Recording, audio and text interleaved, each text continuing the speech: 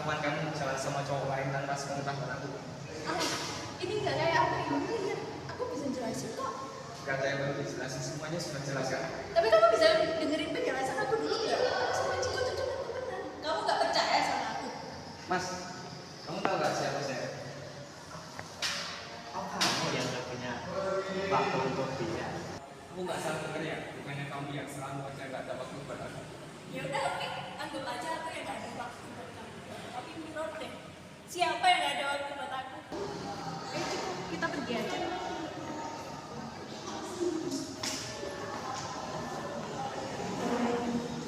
Setelah beberapa waktu, pasca ribut dengan pasangan, Alam mengalami gangguan kecemasan dan overthinking akan hal yang sedang dihadapinya.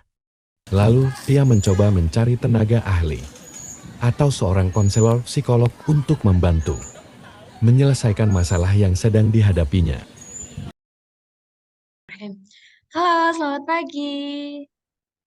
Selamat pagi, Kak. Bener ya, ini dengan Alam. Iya, betul, Kak. Nama saya Alam. Oke, jadi bener ya kalau ini Mas Alam. Sebelum itu kita memulai sesi konseling hari ini, kita perkenalan terlebih dahulu. Nama saya Nindya Novelasari, saya seorang konselor psikolog, bisa dipanggil Kak Nindya. Nah, mengenai konselor, saya itu bekerja di suatu lembaga bernama Analisa Personality Development Center. Saya sering menangani permasalahan tentang relationship, ya, percintaan, asmara, keluarga, bahkan konselor sebaya.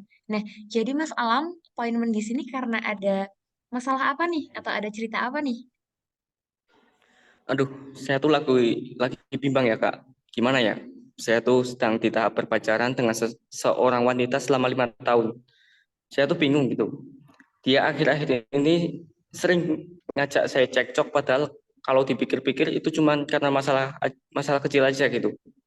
Tapi saya sadar kalau belakangan ini hubungan saya sama pacar saya sudah masuk ke tahap yang tidak sehat. Tahun pertama tuh hubungan saya sama dia baik-baik saja. Cuman akhir ini kalau diajak keluar, diajak ngobrol, diajak telepon, selalu aja ada alasan sibuk lah, eh, kumpul organisasi lah, banyak tugas lah, dan bahkan dia suka berkata kasar ke saya. Saya ingin dia itu berubah, bisa meluangkan waktu buat saya, walau hanya sedikit, tapi saya juga capek, Kak, jujur. Oke, dari awal cerita kamu nih, saya cuma mau nanya satu. Do you really love her? Kalau ditanya soal saya sayang dia atau enggak, jawabannya saya masih sayang. Selama berpacaran saya juga sayang, saya rasakan enggak berkurang. Cuma ya itu, saya bingung sama dia. Bahkan sama diri saya, apa yang buat dia berubah? Cuma itu, kalau sayang ya sayang. Baik, Kak Alam. Kalau begitu, bolehkah saya bertanya, apa sih yang membuat Kak Alam itu sayang sama dia? Apa sih yang membuat kamu itu yakin dan bertahan dalam hubungan itu? Padahal di awal kamu sendiri tahu bahwa itu sudah masuk ke dalam hubungan yang tidak sehat. Eh, saya juga bingung, Kak, kalau ditanya seperti itu. Saya juga bilang saja saya bodoh. Kayak misal perumpamaan sama dia itu sakit, tapi kalau nggak sama dia itu saya lebih sakit. Jadi saya benar-benar di titik kebingungan, Kak. Oke, saya paham kondisimu saat ini. Sebelumnya, izinkan saya sedikit menjelaskan mengapa susah keluar dari sebuah hubungan yang tidak sehat. Yang pertama nih, yang pertama adalah kita merasa sudah menginvestasikan banyak hal bersama pasangan. Seperti contohnya, waktu, tenaga, biaya, perasaan, dan lain sebagainya. Lalu yang kedua, masih berharap pasangan bisa berubah seperti apa yang kita mau. Kayak misalkan, kita berharap atau mengandai-andai, tenang aja, dia suatu saat pasti bakal berubah kok. Nah, hal-hal tersebut yang justru malah bikin kita semakin mengandai-andai. Jadi, expect too much terhadap pasangan. Kemudian yang ketiga, diri kita terlalu memaksakan untuk mengubah, memperbaiki, atau mempertahankan hubungan di luar kendali kita. Yang keempat, adanya rasa bergantung pada pasangan. Yang kelima, adanya ketakutan untuk sendirian. Nah, kita tuh punya kekhawatiran ketika sudah putus dengan pasangan, kita merasa sendirian, merasa kesepian. Nah, kira-kira dari penjabaran saya, poin mana nih yang membuat Kak Alam itu kebingungan antara menyudahi atau tetap terus? Tapi Kak, saya tuh bingung. Kemarin waktu bertemu sama pasangan saya, dia tuh bilang kalau saya kurang waktu sama dia, kurang waktu buat dia. Saya beberapa hari sampai overthinking dan menyalahkan diri saya kayak emang bener ya kalau aku kurang waktu buat dia. Atau malah aku yang kurang perhatian sampai dia cari perhatian ke cowok yang lain. Sampai-sampai saya scrolling chat dan lihat memori momen saya sama pacar saya. Itu kayaknya saya selalu ada itu buat dia. Saya tuh jadi memandang diri saya sebagai pelaku di sini dan dia jadi victim. Makanya ini pertanyaan penuh banget di dalam pikiran saya, Kak. Baik, saya mengerti apa yang kamu rasakan sekarang. Pasti rasanya sangat berat ya mendapat pernyataan seperti itu. Tetapi, jangan terus-menerus self-blaming. Karena masalah dalam hubungan yang tidak benar, ada beberapa hal yang harus Mas Alam ketahui nih. Yang pertama itu bagaimana cara kamu harus memikirkan kenapa kejadian tidak menyenangkan itu terjadi. Lalu Mas Alam bisa nih mencari tahu letak kesalahan di antara Mas Alam dan pasangan, dan langsung dicari bagaimana cara membenarkannya. Jadi nanti kalau seperti ini atau hal ini terjadi lagi, Mas Alam udah tahu bagaimana cara menangani dengan baik dalam kasus dan kondisi yang sama. Terus ada lagi nih, bagaimana Mas Alam bisa mencari bukti atau fakta mengenai apa yang menjadi faktor Mas Alam bisa overthinking dan menyalahkan diri sendiri. Seperti kayak misalkan, oke, salahnya di mana ya? Apakah benar itu kesalahan yang saya buat atau ada hal-hal lain, faktor lain yang menyebabkannya? Nah, hal itu harus banget Mas Alam cari. Kenapanya, reasonnya, why-nya. Nah, karena itu membuat diri Mas Alam tidak merasa bersalah sendirian dan merasa bertanggung jawab terhadap yang sudah terjadi.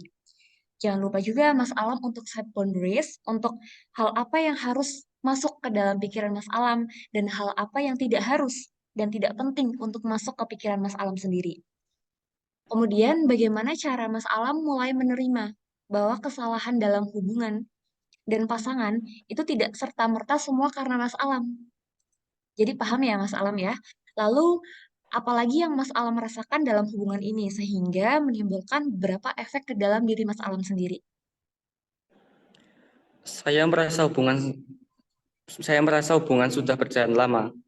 Keluarga sudah saling kenal, udah banyak banget hal yang dilalui bersama, selalu saling support dari titik nol sampai sekarang.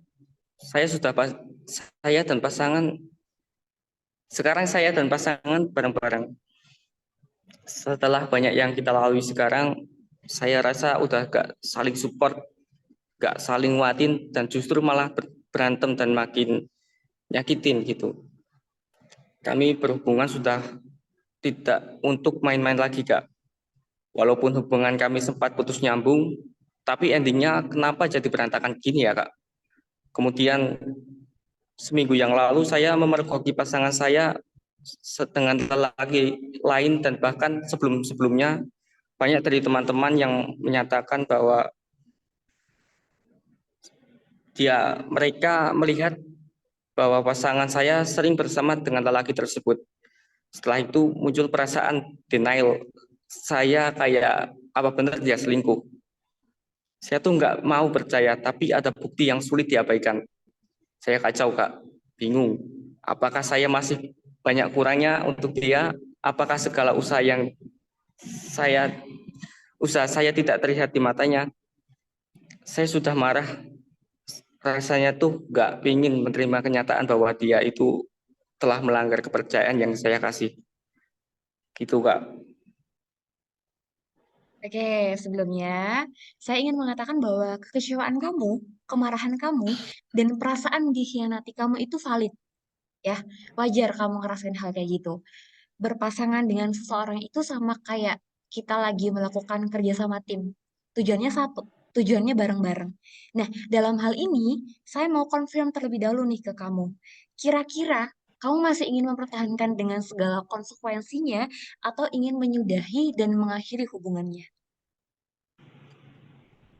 Setelah saya memergoki dia berjalan dengan lelaki lain, sehari setelahnya saya mengajak dia untuk berdiskusi sebenarnya, Kak. Saya mencoba beretikat baik untuk memperbaiki hubungan ini, tetapi responnya antara iya atau tidak, sangat abu-abu. Kemudian hingga saat ini hubungan kami menggantung, Kak. Sudah 5 hari kami tidak berkomunikasi, pun tidak walau hanya sekedar menanyakan kabar. Saya seperti orang yang kehilangan arah. Saya gelisah, sepi, sendirian, dan bahkan seolah-olah saya kehilangan separuh dari diri saya. Saya bingung, Kak. Baik, saya sangat apresiasi tindakan kamu karena sudah merespon positif dan bertindak dewasa dalam permasalahan kalian ini. Oke, saya mencoba untuk meng-highlight ya. Dalam hal ini hubungan itu sifatnya berkembang. Ada possibility karena hubungan, cara berpikir, dan kedewasaannya itu berkembang. Jadi bisa aja sebenarnya untuk diperbaiki. Tapi ya, tapi harus ada kesediaan dari kedua belah pihak. Bukan karena dipaksakan. Kayak misalkan, kamu berubah dong. Nah, kayak gitu, nggak bisa ya. Seperti yang saya katakan tadi, berpasangan adalah proses kerjasama. Jadi ketika salah satu di antara kalian melakukan kesalahan, ya wajar kalau kamu nyalahin dia, wajar juga kalau dia mendapatkan hukuman. Tapi jangan lupa untuk mencapai tujuan bersama. Menyelesaikan permasalahannya juga harus sama-sama. Jadi jangan fokus sama kesalahan pasangan kamu, tapi fokus juga ke solusi yang bisa kalian lakukan bersama. Saya sebenarnya masih ingin bertahan, Kak, tetapi juga ingin mengakhirinya. 5 hari saya sudah tidak berkabar dengannya, rasanya sepi dan kehilangan arah gitu loh. Gitu, Kak. Pasang surut dalam hubungan itu sudah biasa. Namun konflik yang terus-menerus dan berulang itu hanya menggerus kebahagiaan dan juga menguras tenaga. Mengakhiri hubungan yang tidak sehat adalah keputusan yang berani ya. Ya mungkin memang awalnya sangat berat, bahkan sakit. Tapi jangan sampai rasa sepimu atau takut akan kesepian itu membuat kamu kembali berhubungan dalam hubungan tidak sehat. Karena ya di saat kamu haus, itu tidak seharusnya kamu minum racun kan? Wah, betul juga ya, Kak. Terima kasih atas penjelasan dari kemungkinan-kemungkinan keputusan yang akan saya ambil, Kak. Oke, terima kasih kembali juga karena sudah berkenan bercerita. Semua keputusan itu di tangan kamu. Ya, semoga menjadi pencerahan untuk kamu mengambil keputusan nanti. Oke, dikarenakan waktu sesi konseling kita sudah habis, saya cukupkan pada hari ini. Jikalau Mas Alam masih ada yang mengganjal atau ingin ada sesi konseling lanjutan, Mas Alam boleh banget untuk menghubungi saya, kemudian saya akan menjadwalkan sesi konseling selanjutnya. Baik, Kak. Terima kasih banyak. Oke, baik. Selamat melanjutkan aktivitas. Selamat siang. Siang, Kak.